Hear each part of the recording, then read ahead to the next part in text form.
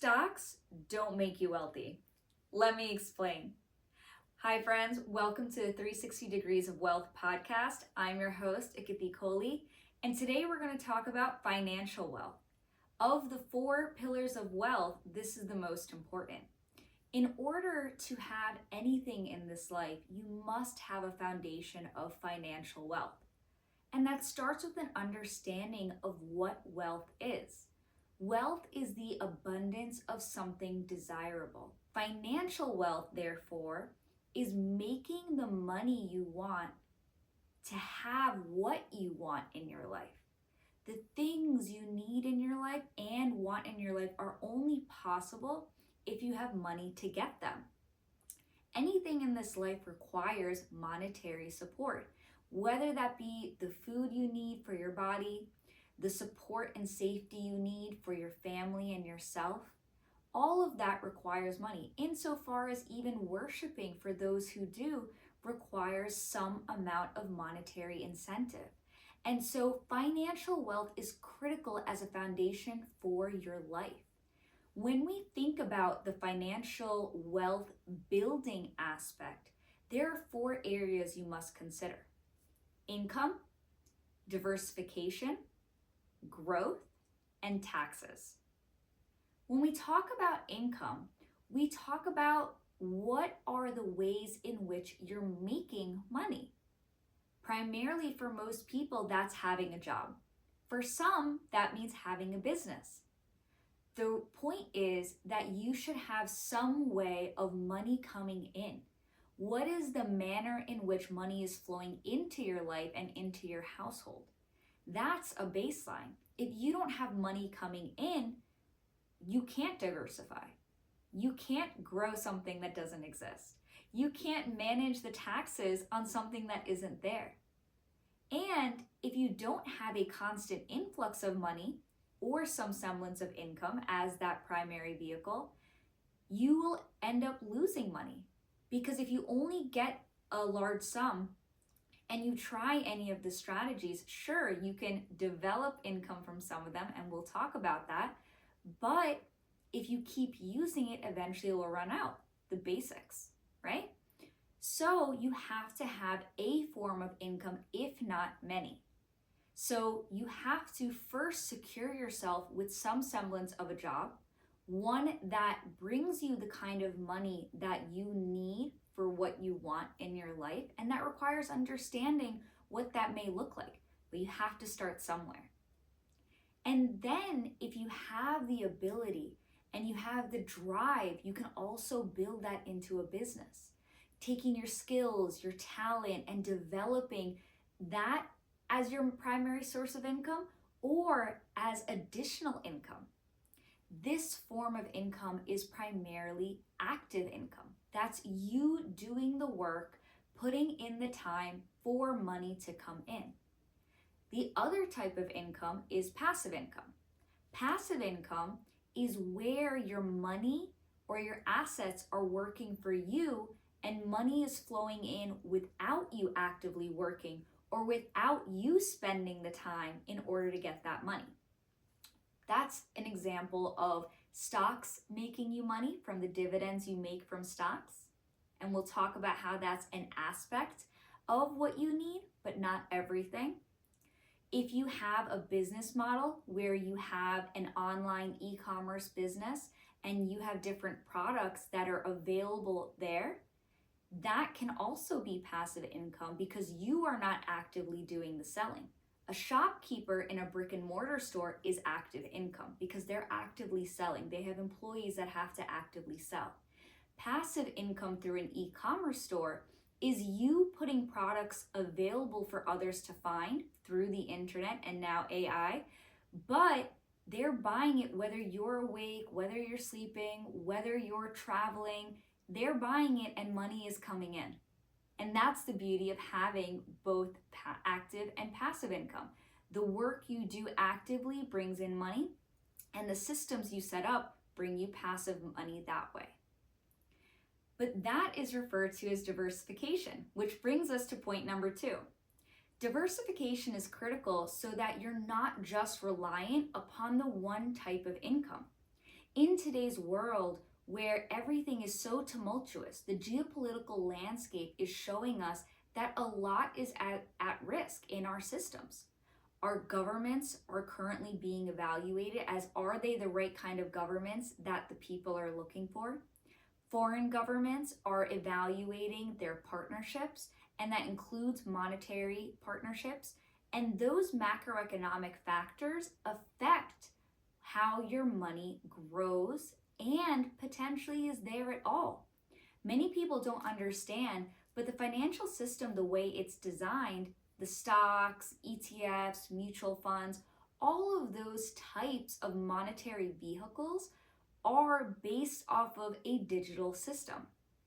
If for whatever reason, in the current environment, with the wars that are going on, with the conflicts that are occurring between countries, if that system were ever to crash, if different countries stop trading on certain things, the stocks don't matter. Your investments would no longer exist.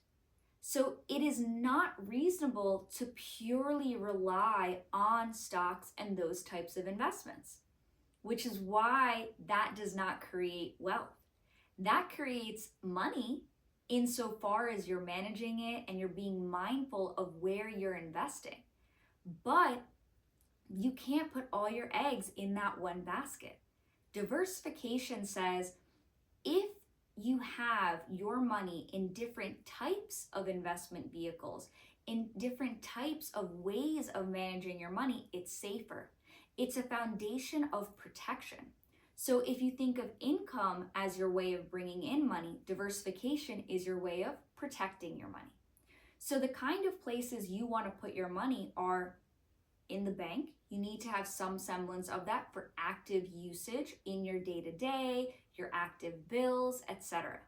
You should have checking and savings, so you're managing your active expenses through your checking, and you're saving somewhere, so you're making a percentage on that savings, and it continues to grow. But not everything should be in savings.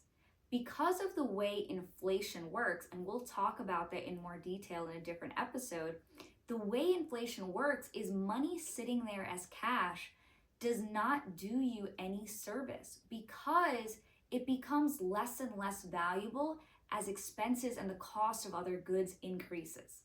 And so you shouldn't leave all of it in savings. It should absolutely have some semblance there, but that's why you would put some money in active stocks, some money in funds like a 401k that you get contributions from your work, or it is a growing retirement vehicle, an IRA, another type of retirement vehicle, or different insurances or different types of safety elements that will help with the two other areas we're going to talk about, growth and taxation. So there are these few areas which you should absolutely consider. What are other types of investment areas? Real estate. Real estate is considered a very secure investment. While there was a housing crisis in 2008, there are reasons for that. But it doesn't mean that real estate is a bad investment. It's actually an excellent one because it's a tangible asset. Investing in a home, investing in a corporate building, those are all tangible assets that you can invest in and then make income off of. So those are also great ways of building passive income for yourself depending on the aspect of real estate that you're working with. Another set of assets that are safe are materials like gold and silver. Metals are the foundation of financial wealth from ages ago.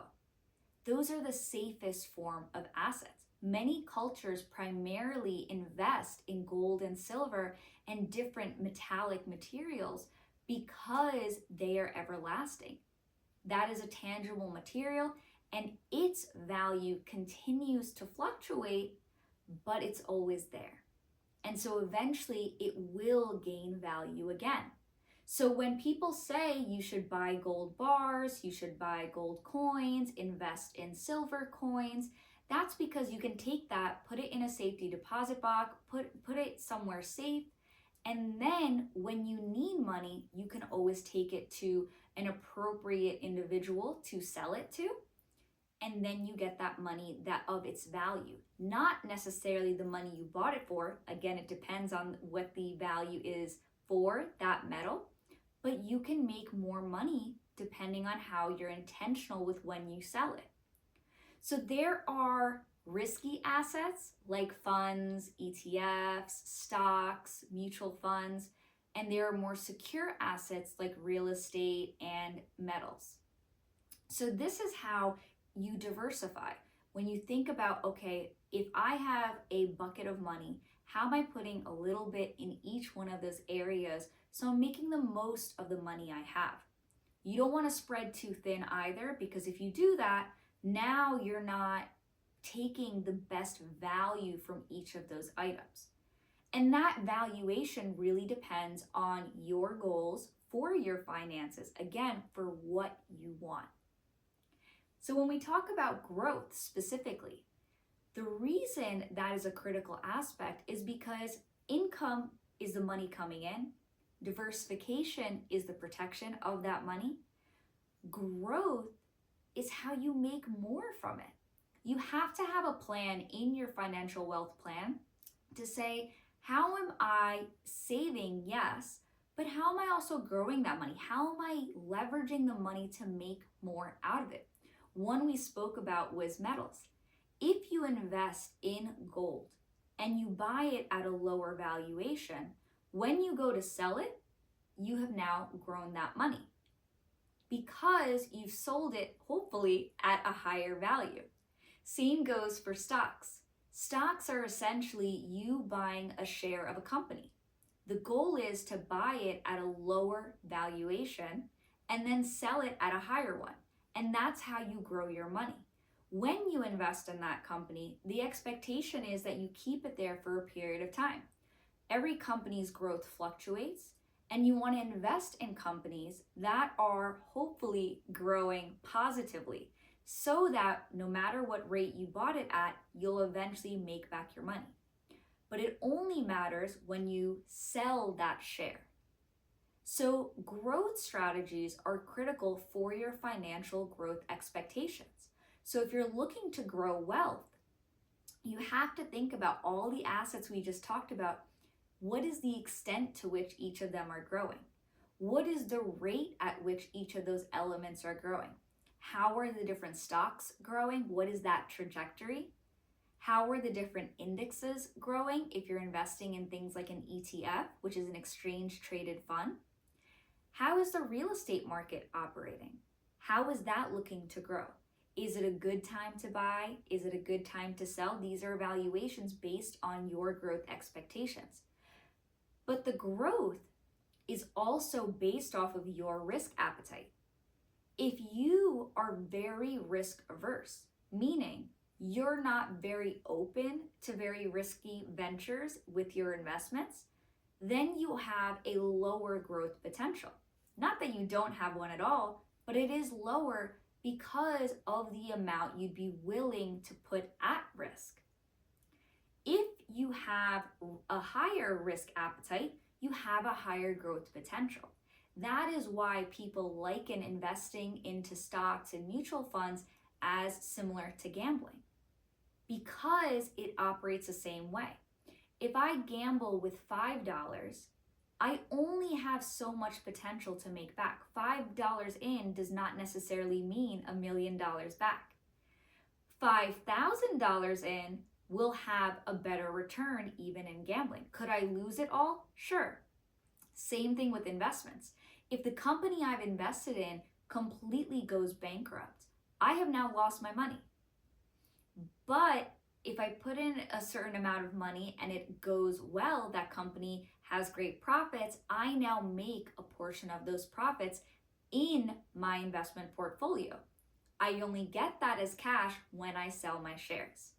So it's very important when you think about the growth of your financial wealth based off of what your goals are.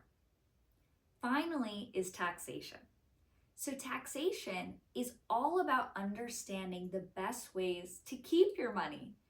You know, if you're doing things right in the income space, you've diversified appropriately across different assets, and you've understood the ways in which you want to grow your money, Within each of these is what kind of taxation is applied to each of those areas. The tax rules are basically saying, depending on the kind of income you're getting in, there are different taxes. Depending on where you put your income, when it comes in, you have different tax rules. How you invest in different areas for diversification also has different ways of either implicating more tax or even saving some of your taxes by providing deductions. Same thing with the investments for growth. Depending on how much growth comes through, you have to pay capital gains tax. So you have to be intentional in understanding the tax rules as it pertains to your finances to understand what is the best way to go about your income expectations, how much you really are looking to make, and understand how much would go to an income tax, your diversification in different assets and understanding the tax rules for each of those buckets. And then for growth, how you are taxed upon the growth of any of those assets and when you are taxed for any of those assets. You have things that are taxed now, you have things that are taxed later, and you have things that are completely avoiding tax to an extent, depending on how they're set up, because they're deducting in a way that covers a good portion of your taxation. But that all depends on what is your income, how large that is to put you in a particular tax bracket, and those rules depend on where you put your money and when. So these are the 4 areas of financial wealth that you have to understand and operate in order to make the most of your money, not just for you today, the you that is there tomorrow and wants to have a certain amount of money in their older age or in retirement, but also for your next generations. When we talk about wealth, we want to be generating it not just for the life we want to live today, but eventually to pass down to our later generations.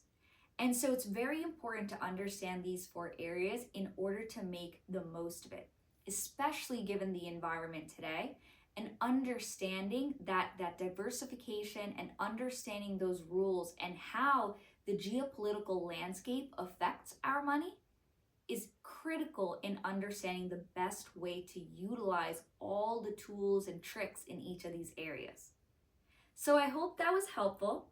I'm happy to explore more of this in more of the episodes, and I'd love to hear which ones are most intriguing to y'all, and those are the ones that we'll focus on. But tune in next time on 360 Degrees of Wealth podcast, and we're going to cover more areas of wealth. Love and wealth.